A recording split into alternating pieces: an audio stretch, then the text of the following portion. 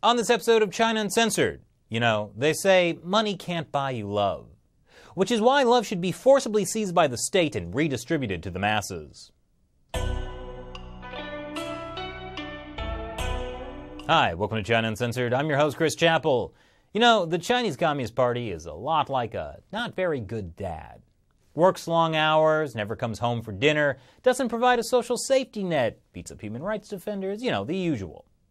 The thing about a dad like that is he tries to make up for never being there by buying you cool stuff when all you really wanted was for him to go to your Little League games. Just one game. Yes, that's just what the Communist Party is like, which is what I'm talking about. The Chinese Communist Party, the CCP, wants you to love it. The problem is they've done some unlovable stuff. But they figured out a way around that. If they can get you to love China, then maybe you'll love the party as well. And what's not to love? A rich cultural legacy of 5,000 years of history, give or take the last couple of decades. Yeah, those last couple of decades did leave a mark. Now, they say any publicity is good publicity, but whoever they are, I don't think they had the Tiananmen Square massacre in mind. It was a PR nightmare. So the Communist Party needed a way to change China's image. And the answer was soft power. Soft power is the kind of cultural influence that makes people like you and want to be like you, like the popular kids at school. But after the Tiananmen Square massacre, no one wanted to sit next to China at the lunch table, except for North Korea, who was deeply uncool. So like in every teen movie, China got a makeover. A little less tanks and a little more whatever these are supposed to be. So ignore that hacking and rapid military buildup. Here are 5 ways China is trying to buy your love. Number 5. Chinese National Day. October 1st, it's kind of like Chinese Independence Day. Except instead of celebrating liberation from a foreign colonial power, it celebrates the day the Communist Party rebels liberated China from the Chinese government that was already there. The Communist Party took over the nation and quickly launched campaigns to take money from the wealthy, kill landowners, and imprison intellectuals, and generally ensure a harmonious society. Cause for celebration. Seriously, the CCP actually exports its National Day celebrations all over the world as part of its soft power push. For example, in Vancouver, Chinese officials somehow convinced the mayor and another official to wear red scarves because they thought it was part of traditional Chinese culture. Yes, these same red scarves that the Communist Youth League wore when the CCP made them destroy Chinese traditional culture in the 1960s. You know it was successful propaganda because Chinese state media featured it. Number 4. Rather than sending an army to invade your country, China is sending an army to invade your heart. An army of pandas. Just look at their cute ferocity. People love pandas. They work hard every day to bring you uncensored news and information about China and, oh no wait, I'm sorry, that's me. I don't really know what pandas do. But everyone still loves them for some reason. Yes, pandas are adorable.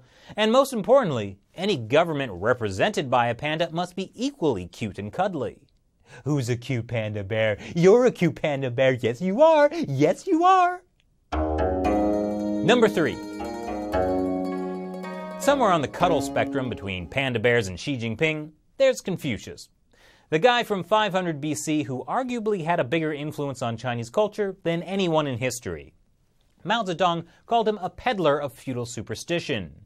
But eventually the Communist Party realized Mao's mistake and transformed Confucius into a peddler of propaganda.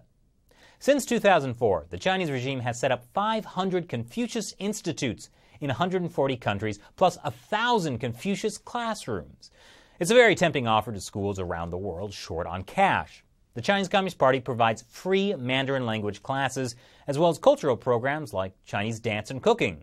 Not at the same time. Or maybe at the same time. The point is, the Communist Party's former propaganda chief Li Changchun said that the Confucius Institute is an important part of China's overseas propaganda setup. Students will learn how great China's economic development is, but they won't be learning about, certain massacres that totally never happened, or a certain country that's not actually a country at all and just a normal province of China. Ever wonder how to say Tibet in Chinese? you might not want to ask. Number 2. You say you want to be in pictures? Well, don't say anything critical about China, or else you might end up like Richard Gere. China is the world's second largest movie market, but only allows 34 foreign titles a year. That means movies critical of China, or even overtly positive towards the US government, won't be shown in China. So the Chinese Communist Party incentivizes Hollywood to self-censor or lose a huge chunk of potential box office money. On top of that, Chinese tycoons with shady party ties are buying up Hollywood. Chinese co-productions are becoming increasingly common too. It won't be long before you start seeing movies like Little Big She or Jerry Maguire. And finally, number 1. From schools to movies to even the zoos, it seems Chinese propaganda is everywhere. What's left? Why, the media, of course. While many media organizations around the world have struggled to survive, the Chinese government has been pumping huge sums of money into expanding state-run media to a global platform. In just a few years, party mouthpiece Xinhua opened nearly 50 new foreign bureaus and doubled the number of overseas correspondents. A few years ago, China Central Television set up its U.S. headquarters just a few blocks from the White House. And last December, they rebranded their international propaganda outlets as the friendlier-sounding China Global Television Network, so we wouldn't know. Xi Jinping told them to spread China's voice well and showcase China's role as a builder of world peace. But why just stick to their own media? State-run China Daily also pays struggling Western media like the Wall Street Journal and the New York Times to put their content in their papers and on their websites. And eventually, without most of us realizing it, the Chinese regime's limitless spending has wormed its way into our hearts. The public relations firm Portland Communications surveys the public on their opinion of 30 different countries. China used to be dead last, and now they're, well, at least they beat out the Czech Republic and Argentina. And that is money well spent. It seems money can buy you love. Sorry, John, Paul, George, and what's-his-face. But here's the thing. No matter how much the Chinese Communist Party spends to make people love China, and by extension, hopefully the Chinese Communist Party, it's not going to work as well as good old-fashioned freedom of expression. Look at South Korea. It has 1/20th the population of China, but Korean dramas and K-pop are wildly popular all over the world. In 2014, at a leadership meeting in Beijing, Chinese officials lamented how China can't seem to make television as popular as Korean dramas. Some of the officials blamed it on the CCP's examination and approval system, i.e. censorship system, that encourages conformity rather than creativity. But somehow I don't think pouring billions of dollars into propaganda is the solution to that problem. So what do you think about China's efforts to buy your love? Has it bought your love? Leave your comments below. And be sure to show your love to China Uncensored. Hit that like and subscribe button.